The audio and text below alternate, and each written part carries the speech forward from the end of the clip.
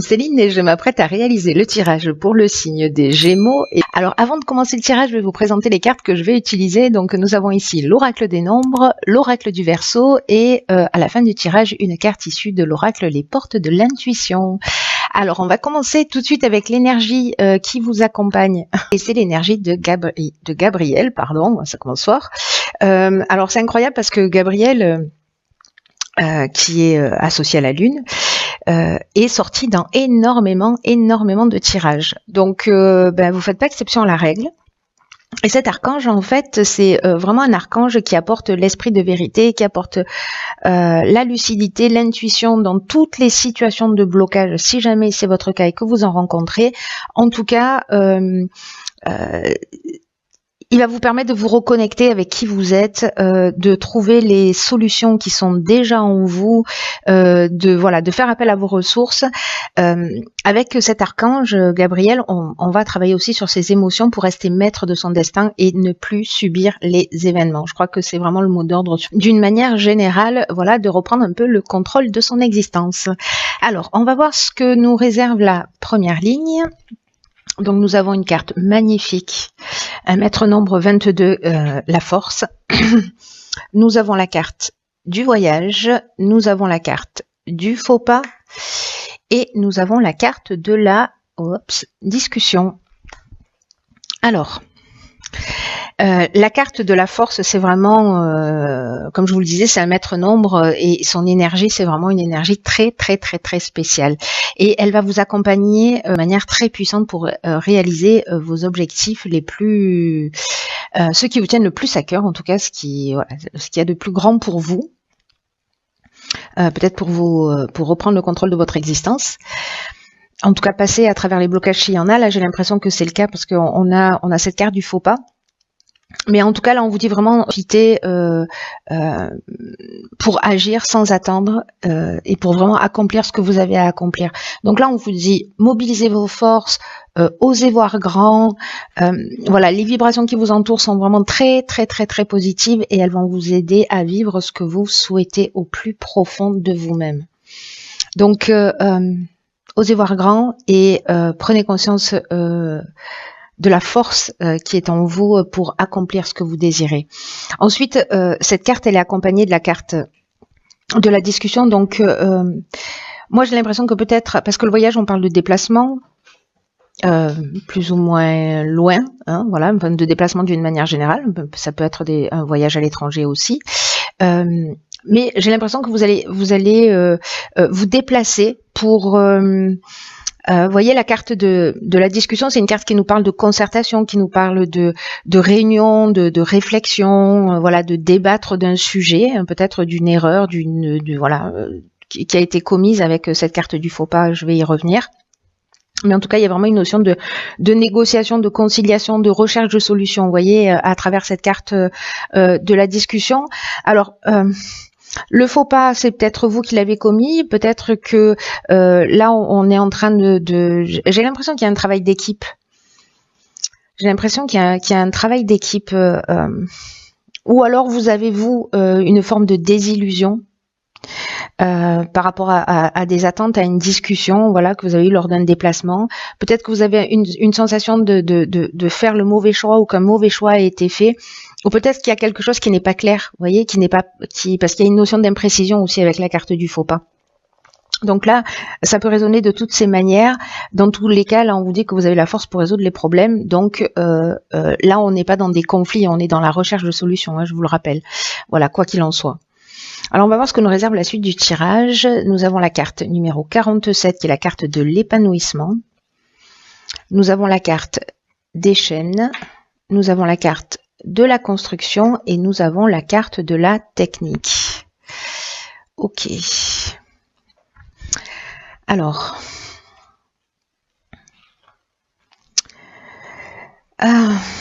cette carte de l'épanouissement, elle nous dit encore une fois que vous êtes vraiment sous de très belles influences. Hein. Là, c'est une carte qui nous dit d'une manière générale que s'il y a des agitations dans votre vie, je pense que c'est peut-être lié à cette situation, qui peut être aussi bien dans le domaine professionnel que sentimental. Hein. Là, ça peut toucher tous les domaines. Je ne sais pas pourquoi moi je l'ai lié, c'est peut-être la salle de réunion qui m'a mis sur la voie de la voie professionnelle, mais ça peut vraiment résonner dans tous les domaines, pour le coup. Donc, je reviens à cette carte de l'épanouissement qui nous dit que s'il y a des agitations, que s'il y a des problématiques, s'il y a des blocages dont nous parlait Gabriel tout à l'heure, ils ne vont pas durer, voilà, et ils vont laisser place à un réel épanouissement. Donc là, on vous dit qu'il y a quelque chose de très positif pour vous et qu'il ne faut pas vous laisser influencer peut-être par des divergences qui soient passagères. Parce que elles vont finir par disparaître. Je pense que vous allez trouver un accord et vous allez poser vraiment des bases solides. D'ailleurs, c'est ce que nous dit cette carte de la construction. Si c'est une relation amoureuse, c'est pareil. Vous voyez, si c'est une relation professionnelle, c'est pareil. Si c'est une relation familiale, c'est pareil. C'est toutes les histoires qui parfois demandent du temps, qui parfois demandent de faire des concessions. Mais à terme, c'est des concessions qui vraiment seront minimes comparées au bien-être que cette relation, que cette situation va finir par vous apporter. Donc là, on vous demande quand même de garder confiance. Parce que nous avons aussi la carte des chaînes. La carte des chaînes, c'est peut-être vous vous sentez dans une situation peut-être de soumission, une situation de latence ou de blocage encore une fois. Peut-être de dépendance, peut-être que si c'est professionnel, vous êtes dans une forme vous êtes dans un arrêt de travail, vous voyez. Si c'est une relation sentimentale, peut-être qu'il y a une notion de stagnation ou de passivité, mais avec la carte de la technique, on est quand même dans le progrès, dans la recherche, dans le perfectionnement. Donc là, si on est en train de parler de relations humaines, je sais que c'est un peu particulier, parce que là, ça sonne vraiment technique, hein, pour le coup. Si c'est dans le domaine professionnel, vraiment, on est dans les nouvelles technologies, là, on est dans le sens de l'innovation, on est, voilà. Si c'est professionnel, vraiment il y a quelque chose qui se construit. Peut-être que ça stagne, peut-être que ça va pas aussi vite que ce que vous souhaitez, peut-être qu'il y a des divergences parce qu'il y a cette forme d'imprécision dont je vous parlais tout à l'heure avec cette carte du faux pas. Mais du coup, pour moi, vous allez trouver des solutions. Voilà, là on vous dit simplement, ne vous laissez pas perturber par ça, ne vous braquez pas, parce que il y a quand même quelque chose de constructif et d'épanouissant au bout de cette situation, encore une fois, peu importe le domaine. Alors, ensuite, nous avons la carte du partage. Ah ben voilà, ok. Très intéressant, vous allez voir pourquoi. Nous avons la carte des écrits, nous avons la carte de la régénération et la carte du marginal. Alors, fascinant. Alors, fascinant pourquoi ? Je vous explique tout de suite. Parce que la carte numéro 2, beaucoup de 2 hein, dans votre... ça nous parle de la relation que l'on a aux autres. Et c'est une carte qui nous dit qu'il faut apprendre à collaborer avec les autres, justement, et pas simplement... Pardon, je m'étouffe. Et pas simplement vouloir imposer son point de vue. Et ça va vous permettre d'améliorer les relations avec les autres. En tout cas, ça va vous ouvrir de nouveaux horizons. Alors, c'est très intéressant parce que soit c'est vous qui êtes comme ça, soit c'est une personne qui est en face de vous, décidément. Et là, on vous demande vraiment de mettre de l'eau dans votre vin. Parce que la carte du marginal, vous voyez, c'est une carte qui parle d'affirmation de soi, qui parle d'indépendance, qui parle de liberté et qui parle de refus des contraintes. Donc, il y a une notion de rebelle, il y a une notion d'insoumis avec cette carte du marginal.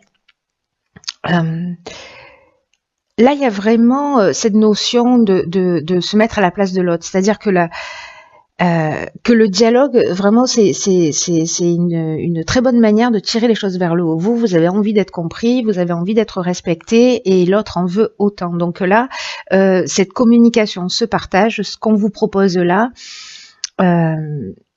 c'est d'arriver à exprimer ce qui est juste pour vous et de permettre à l'autre aussi d'exprimer ce qui est juste pour lui et peut-être d'essayer de se mettre à la place de l'autre pour mieux le comprendre. Donc ça reste très important parce qu'il y a peut-être une notion aussi de guérison. En tout cas, c'est un outil que vous avez, une ressource, un outil que vous avez à disposition pour passer à travers ces fameux blocages, hein, et pour avancer et reprendre en tout cas le contrôle de votre vie. Pas d'une manière brutale, voilà. On peut le faire, hein, on peut mettre des coups de pied dans la fourmilière, mais là il y a quelque chose de, je sais pas, de très subtil, de très constructif, etc. Alors cette carte, elle est accompagnée également de la carte des écrits. Alors la carte des écrits, c'est une carte de, soit on est en train de parler d'un contrat, soit on est en train de parler de nouvelles. Peut-être de démarches ou en tout cas d'accords, de signatures, etc. Et le fait d'être dans le partage, dans la négociation et de pas être dans absolument le refus des contraintes, ça va vous permettre cette régénération, c'est-à-dire une reconstruction, une amélioration financière, peut-être un regain de sentiments si on est en train de parler d'une relation sentimentale. En tout cas, il y a de la guérison, il y a du renouveau, il y a une nouvelle énergie, il y a vraiment une amélioration. Donc c'est vraiment très intéressant et c'est très constructif en fait. Il y a vraiment cette notion de transformer les choses d'une manière positive et de les tirer vers le haut, hein. Alors on va voir ce que nous réserve la carte. D'accord. Donc c'est la carte de la réparation, issue de l'oracle Les Portes de l'Intuition. Je vous lis le message. Dès que vous transformez ou réparez les choses, vous récupérez toute une énergie dont vous pouvez disposer. Voilà.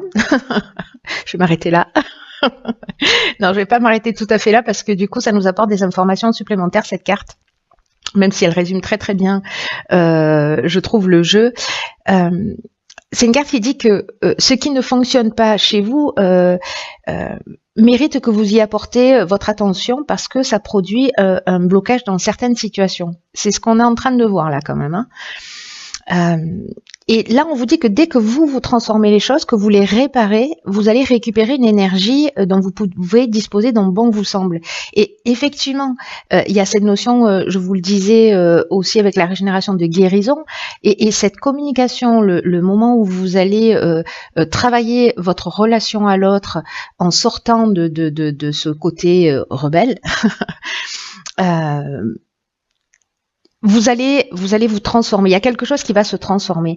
Et ça marche aussi, si on fait un parallèle avec la situation que vous êtes en train de vivre, ça marche aussi avec les biens matériels. Par exemple, je pense à ça parce que ici on a la technique aussi et la construction. Et vous verrez si ça résonne pour vous. Mais leur état de marche de ces choses matérielles, je sais pas, de votre cafetière, d'un meuble, de quelque chose de cassé, d'en panne ou d'inutile que vous avez, on vous demande soit de le réparer, soit de vous en débarrasser. Parce que l'état de marche de ce qui vous entoure, c'est un peu l'image de votre propre fonctionnement. Vous voyez, comme un effet miroir. Donc, si vous commencez à le considérer de cette manière, qu'il y a une projection d'une certaine facette de vous-même, vous allez commencer à agir aussi sur le plan matériel. C'est-à-dire que vous n'allez pas laisser traîner et vous n'allez pas laisser traîner les choses. Vous allez les transformer. Vous n'allez pas vous bloquer. Vous allez réparer ce qui doit être réparé, transformer ce qui doit être transformé sous tous les aspects de votre vie. Et il y a vraiment, ça va apporter cette régénération et ce bien-être là qui va augmenter d'une manière vraiment considérable. Et ce comportement,